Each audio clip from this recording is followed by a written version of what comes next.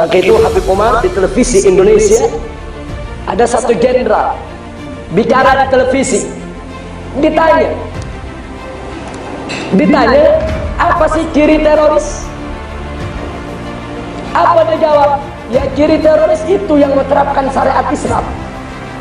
Astagfirullahaladzim. Andai kata membela agama Islam itu disebut terorisme, maka saksikanlah, hai dunia, hai jin dan manusia, saya adalah termasuk golongan terorisme.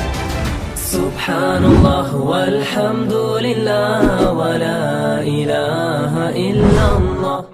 Maka itu Habib Umar di televisi Indonesia ada satu jenderal bicara di televisi, ditanya apa sih ciri teroris? Apa dia jawab? Ya, ciri teroris itu yang menerapkan syariat Islam. Astagfirullahaladzim. Apa ini ucapan? Kalau bicara yang menerapkan syariat Islam, semua habaib, semua ulama, semua kiai, semua ustadz, semua pondok pesantren suka berharap untuk tatbikus syariat al-Islamiyah. Nah, ini artinya apa? Ini yang disebut al-ghazwul fikri, perang pemikiran. Mereka rusak istilahat, mereka rusak yaitu daripada terminologi istilah. Mereka rusak pemahaman umat, sehingga umat ke depan takut kalau bicara mau dukung syariat, takut nanti dituduh teroris. Inna lillahi wa inna ilaihi raji'un. Maka itu betapa indah belajar dari apa yang pernah diucapkan oleh Al-Imam Syafi'i radhiyallahu ta'ala anhu. Imam Syafi'i dulu begitu cinta kepada Ahlul Bait, kepada Ali Muhammad sallallahu alaihi wasallam. Saking cinta, saking mahabbahnya, beliau banyak membuat syair, beliau banyak membuat tulisan memuji, menunjukkan rasa cintanya kepada Ahlul Bait. Akhirnya beliau difitnah orang.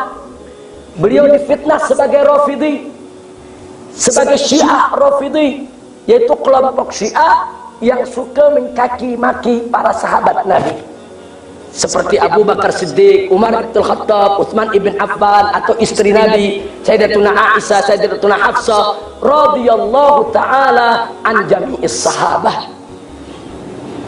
Saudara, Imam Syafi'i dituduh Imam Syafi'i itu Rafidhi, dia Syiah Rafidah. Tapi apa? Apakah dengan tuduhan tersebut membuat Imam Syafi'i tak berani menunjukkan cintanya kepada Ahlul Bait? Apakah dengan tuduhan fitnah macam itu kemudian Imam Syafi'i membungkam mulutnya, tak berani untuk menyatakan cintanya kepada Ahlul Bait? Tidak. Imam Syafi'i pun membuat syair yang diantaranya berbunyi, lau kana rafdan hubbu ali Muhammadin falyashhadits taqalani annani rafidhi. Subhanallah.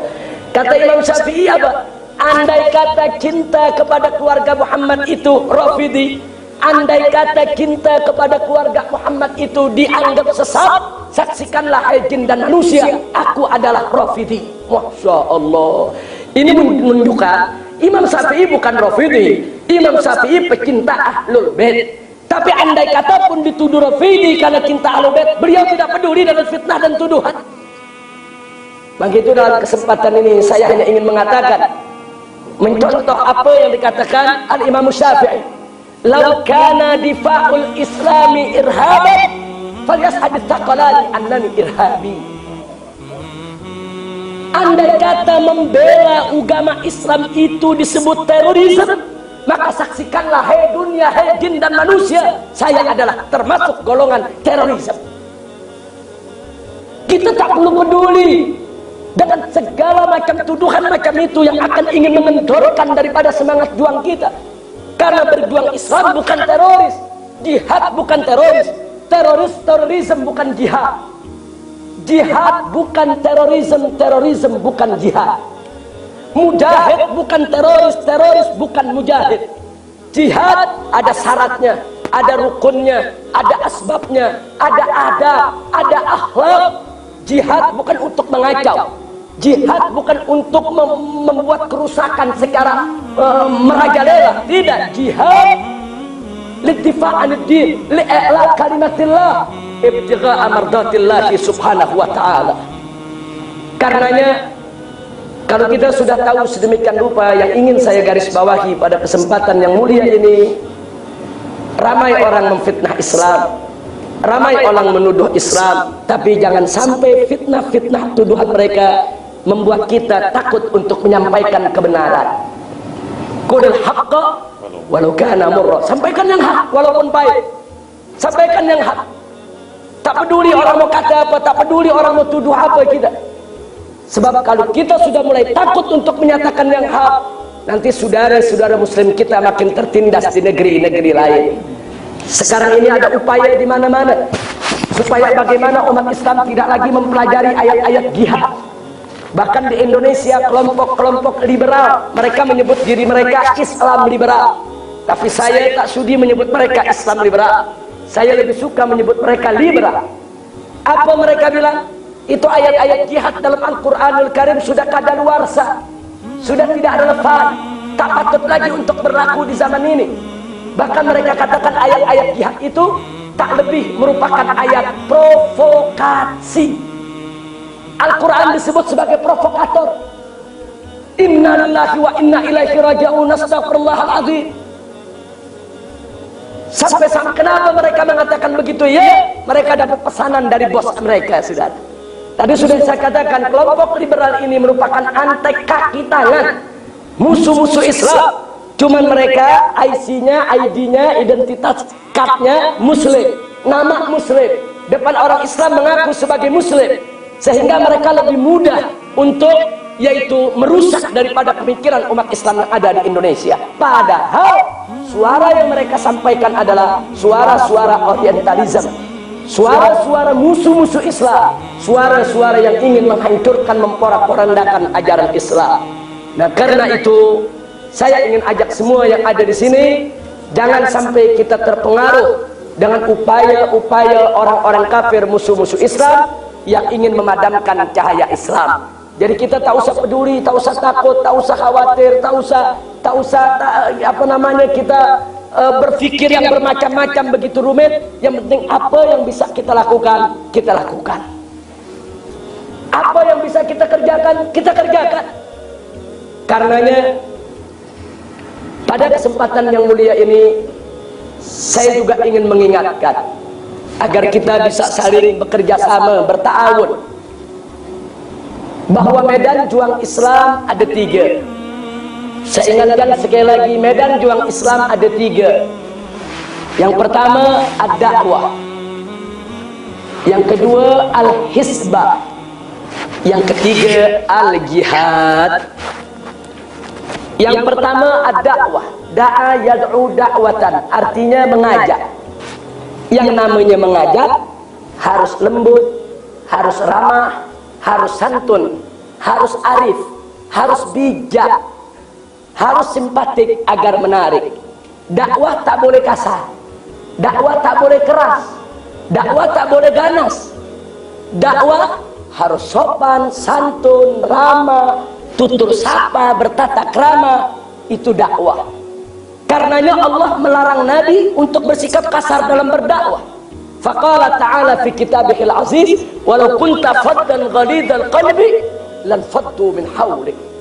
Jika engkau wahai Nabi, wahai Rasul, bersikap kasar, berhati bengis di dalam berdakwah, lan faddu min hawlik, masyarakat di sekitarmu akan lari jauh dari engkau, tidak akan mau mendengar kau punya dakwah. Di ayat yang lain dalam surat An-Nahl, wallahu subhanahu wa ta'ala qala nabiyyina Muhammadin sallallahu alaihi wasallam, ud'u ila sabili rabbika bil hikmah wal mau'izatil hasanah wajadilhum billati hiya ahsan. Allah memerintahkan kepada Nabi, wahai Rasul, wahai Nabi, ud'u ila sabili rabbika bil hikmah, ajak itu mereka ke jalan Tuhanmu bil hikmah, dengan hikmah. Nah, di antara mana hikmah adalah al-ilmun nafi', ilmu yang diamalkan. Artinya antara perkataan dan perbuatan seiring sejalan. Apa yang diucap itu yang diperbuat. Dengan kata lain, orang yang berdakwah itu ucapan dan perbuatan itu tidak berbeza. Orang yang berdakwah itu mesti menjadi suri tauladan, memberi contoh itu bil hikmah wal mau'izatil hasanah, dan dengan nasihat yang baik. Wajadilhum billati hiya ahsan, dan dengan dialog secara yang terbaik. Subhanallah, itu dakwah. Sekarang yang kedua adalah hisbah. Apa makna hisbah? Hisbah itu adalah amar ma'ruf nahi munkar. Bagaimana amar ma'ruf Nabi alaihi salatu wassalam? Di dalam hadis riwayat Al-Imam At-Tirmidzi dan Al-Imam Ibn Majah disebutkan, tatkala Nabi bicara depan para sahabat menerangkan mana hak, mana batil, mana halal, mana haram, mana taat, mana maksiat, mana baik, mana buruk, dikatakan kana Nabi sallallahu alaihi wasallam idza khataban nas ihmarra wajhuhu, wa fi riwayah ihmarrat aynahu, wa ala sautuh wastadda ghadabuh ka'annahu mundiru jaishin. Subhanallah. Dalam hadis ini disebut, saudara, dalam hadis ini disebut Nabi dulu kalau sudah bercakap, bicara, ceramah depan para sahabatnya, depan umat Islam ketika itu, ihmarra wajhu, muka Nabi, wajah Nabi merah, kedua mata Nabi merah. Tidak sampai di situ, wa ala sautuh, suara Nabi tinggi, lantang, tegas suaranya, wastadda ghadabu, dan marah Nabi keras, saudara. Ka'annahu mundiru jaisin. Saking tegasnya Nabi dalam menyampaikan ajaran tersebut, si perawi hadis mengatakan ka'annahu mundiru jaisin, Nabi seperti komandan pasukan tempur. Bagaimana jenderal komandan pasukan tempur tatkala memberikan komando kepada para prajurit, suaranya lantang, tegas. Begitu suara Nabi dalam memberikan arahan. Subhanallah. Dakwah lembut, amar ma'ruf tegas, apalagi nahi munkar, saudara.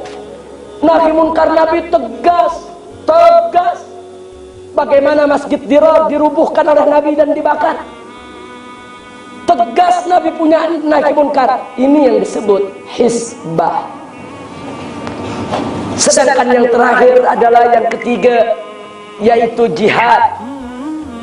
Jihad dalam makna yang umum, badlul juhdi fi taatillah, mengerahkan segala kemampuan dalam taat kepada Allah, menuntut ilmu sungguh-sungguh jihad, mencari nafkah yang halal dengan sungguh-sungguh jihad, sholat, puasa Ramadan, zakat dengan sungguh-sungguh ikhlas karena Allah, jihad. Tapi jihad dalam makna yang spesial, makna yang khusus, dalam istilah fuqaha, al-qitalu fi sabilillah li'i'la'i kalimatillah ibtigha'a mardatillah, yaitu perang di jalan Allah untuk meninggikan kalimat Allah dengan mengharap ridha Allah. Nah, bicara jihad, perang di jalan Allah, dulu Nabi alaihi salatu wassalam semasa beliau hidup tak kurang dari 28 kali berperang. Dan tatkala Nabi berperang, Nabi tidak selembut pada saat berdakwah. Tatkala Nabi berperang, Nabi tidak lagi setegas tatkala berhisbah. Tapi tatkala Nabi berperang, Nabi melakukan tindakan sebagaimana sepatutnya, saudara. Nabi cabut pedang, beliau berperang memimpin para sahabat kaum muslimin kepada orang-orang yang mengganggu Islam. Bahkan dalam perang Uhud, Nabi terjatuh dari kuda perangnya. Beliau terluka di kening kaki beliau ini, saudara. Gigi geraham beliau ini pecah, punggung beliau sobek kena sabetan daripada senjata musuh. Bahkan beberapa orang sahabat Nabi yang begitu setia, saudara, begitu lihat Nabi jatuh, orang-orang kafir mengangkat tombaknya, mengangkat anak panah, ingin menghantarkan anak panah tersebut ke tubuh Nabi. Para sahabat rame-rame menubruk tubuh Nabi. Mereka siapkan punggung mereka untuk menerima luka, saudara. Radhiyallahu ta'ala anhum. Coba lihat bagaimana sahabat-sahabat Nabi macam Abu Bakar Siddiq, Umar ibn Khattab, Utsman ibn Affan, Ali ibn Abi Thalib, Abdurrahman ibn Auf, Zubair ibn Awam, Talha ibn Ubaidillah dan lain sebagainya radhiyallahu taala anhum. Mereka siap mengorbankan harta, benda, jiwa, raga mereka untuk Allah dan Rasulnya. Subhanallah. Kesimpulannya, jihad ada luka, jihad ada darah tertumpah, jihad ada nyawa yang hilang. Jadi jihad keras, dakwah lembut, hizbah tegas, jihad keras. Dan alhamdulillah ketiga-tiga perkara dilakukan dengan sangat sempurna oleh Nabi kita Sayyiduna Muhammad sallallahu alaihi wasallam. Dakwah lembut, hizbah tegas, jihad keras. Dan alhamdulillah ketiga-tiga perkara dilakukan dengan sangat sempurna oleh Nabi kita Sayyiduna Muhammad sallallahu alaihi wasallam. Nabi contoh yang sempurna dalam dakwah, Nabi contoh yang sempurna dalam hizbah, Nabi contoh yang sempurna dalam jihad. Bicara tentang dakwah, tak ada orang yang berdakwah lebih lembut daripada dakwahnya Nabi kita Muhammad sallallahu alaihi wasallam. Bicara tentang hizbah, tak ada orang yang melakukan hizbah lebih tegas dari hizbahnya Nabi kita Muhammad sallallahu alaihi wasallam. Bicara tentang jihad, tak ada orang yang jihadnya lebih dahsyat daripada jihadnya Nabi kita Muhammad sallallahu alaihi wasallam. Subhanallah, Nabiuna Muhammad sallallahu alaihi wasallam al-insanul kamil, manusia yang sempurna.